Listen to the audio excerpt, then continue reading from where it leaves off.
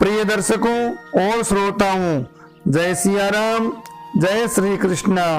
पुरुषोत्तम मास महात्म्य का 31वां अध्याय का जो कथा महात्म्य है उसको आप श्रवण कीजिए। सुत जी कहने लगे, हे विप्रो, इस प्रकार नारद मुनि पतिव्रता स्त्रियों के धर्म का वर्णन सुनकर कुछ थोड़ा सा और पूछने के लिए बोले। नारद कहने लगे, हे बद्रीपते, आपने सब दानों से उत्तम काशी का संपुट कहा, सो कारण इसकी विस्तार पूर्वक मुझसे कहिए। श्री नारायण बोले, हे ब्राह्मण, इस व्रत को पहले एक बार श्री पार्वती जी ने किया था। उस समय श्री पार्वती जी ने श्री महादेव जी से पूछा, कौन सा उत्तम दान देना चाहिए जिससे मेरा पुरुषोत्तम का व्रत संपूर्ण हो जाए।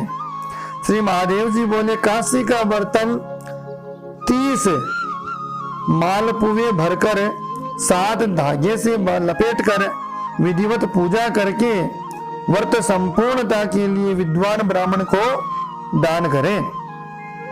शक्ति हो तो ऐसे 30 पात्रों का, 30 बर्तनों का भी दान किया जा सकता है।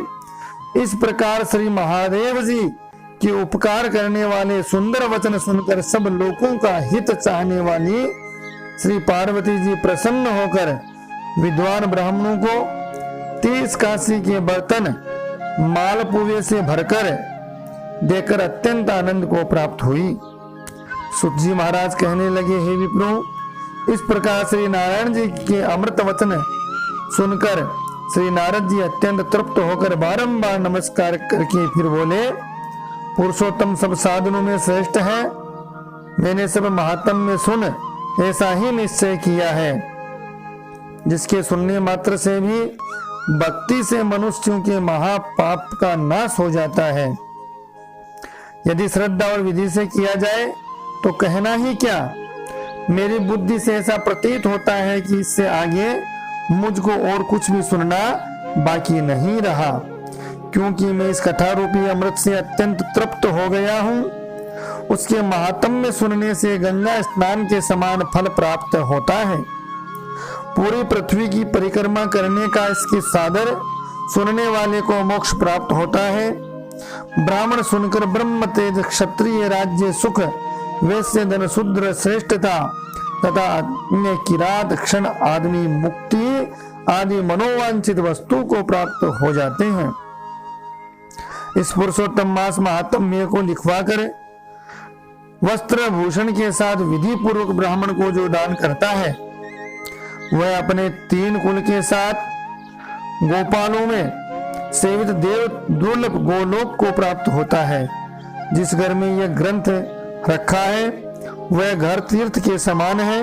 इस प्रकार अत्यंत पुण्यदायक पुरुषोत्तम मास के महात्म्य को सुनकर विस्मित हुए विनय पूर्वक सुत जी बोले, ऋषि बोले, हे सुत जी, तुम धन्य हो। आपके मुख से कथा रूपी अमृत पान करके हम सब कृतार्थ हो गए। हे पुराणों की ज्ञाताओं में श्रेष्ठ सुत जी, आपकी बड़ी उम्र हो तथा आपकी कीर्ति अमर रहे। भगवान की चरित्र लीला कथा अमृत को पीने से ही नैमिषारण्य वासी मुनियों ने आपको परम पूज्य ब्रह्मासन दिया है। सुत जी, जब तक भगवान की पवित्र कीर्ति छाई हुई है, आप हमारे बीच में बैठे भगवान की मनोहर कथाएं सुनाते रहे। इस प्रकार वह सुत जी ब्राह्मणों का आशीर्वाद लेकर सब ब्राह्मणों की प्रदक्षिणा करके नमस्कार करके अपना कृत्य करने के लिए गंगा जी की ओर चल दिए। और नैमिषारण्य से रहने वाले मुनि आपस में कहने लगे कि पुरुषोत्तम का महात्म्य अत्यंत श्रेष्ठ है और पुराना है। भक्तजनों को मनोवांछित फल देने में कल्प वृक्ष के समान है। इस प्रकार से पुरुषोत्तम मास महात्म्य का यह 31वां अध्याय यहीं पर विश्राम लेता है। और या यूं कहूं कि पुरुषोत्तम मास महात्म्य की कथा यहीं पर संपूर्ण होती है, संपन्न होती है।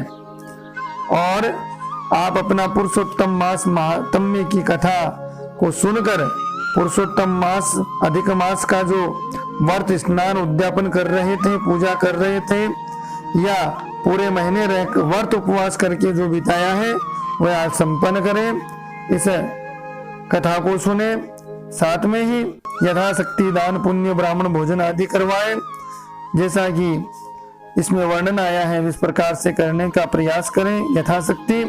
साथ में ही वीडियो चैनल को आप इसी प्रकार से सुने श्रवण करें, अपना स्नेह प्रेम देते रहें, लाइक शेयर सब्सक्राइब करें, बेल आइकन को जरूर ही प्रेस करें, जिससे सबसे पहले आप तक नोटिफिकेशन आ जाए और आप इस कार्यक्रम का लाभ ले सकें।